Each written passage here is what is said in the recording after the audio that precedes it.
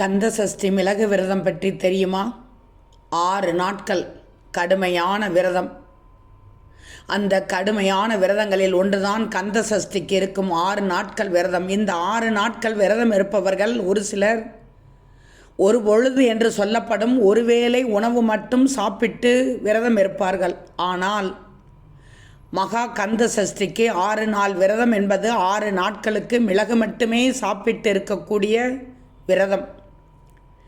கந்த சஷ்டி என்பது முருகப்பெருமான் சூரபத்மானை வதம் செய்த நிகழ்வை கொண்டாடும் திருவிழா. இது 6 நாட்களுக்கு நடைபெறும்.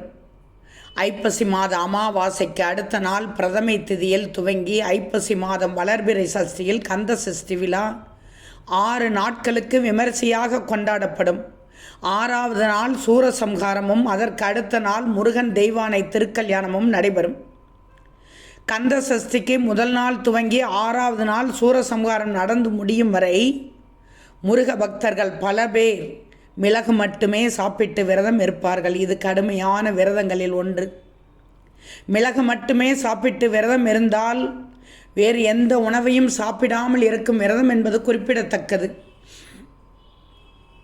கந்த சஷ்டி முதல் நாள் 1 மிளகு, 2ஆம் நாள் 2 மிளகு, 3ஆம் நாள் 3 மிளகு, 4ஆம் நாள் 4 மிளகு, 5ஆம் நாள் 5 மிளகு, 6ஆம் நாள் 6 மிளகு.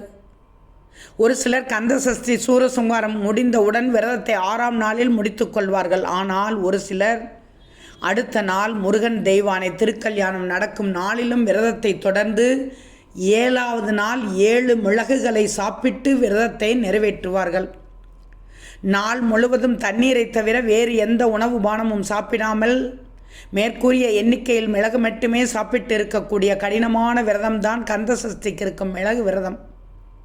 பொதுவாக இதுபோன்ற விரதம் இருப்பது உடல் ரீதியாக ஒரு சில மாற்றங்களை ஏற்படுத்தக்கூடும். மிளகு என்பது உடலில் இருக்கும் நச்சுத்தன்மையை நீக்கும், விஷத்தை முறியடிக்கும் ஆற்றல். 6 நாட்கள் மிளகுகளை மட்டுமே சாப்பிட்டு விரதம் இருப்பது உடலில் உள்ள நச்சுக்கள் அனைத்தையும் நீக்கலாம். ஆனால் இன்றைய காலகட்டத்தில் 6 நாட்கள் மிளகு விரதம் இருப்பது என்பது பெரும்பாலானவர்களுக்கு உடல் ரீதியாக ஆரோக்கியம் அவரவருக்கு இருக்கும் வேலைகள் சார்ந்து சாத்தியப்படாமல் இருக்கலாம். இது போன்ற கடினமான விரதத்திற்கு உடல் பலம் மட்டுமல்லாமல் மனோபலமும் அவசியம்.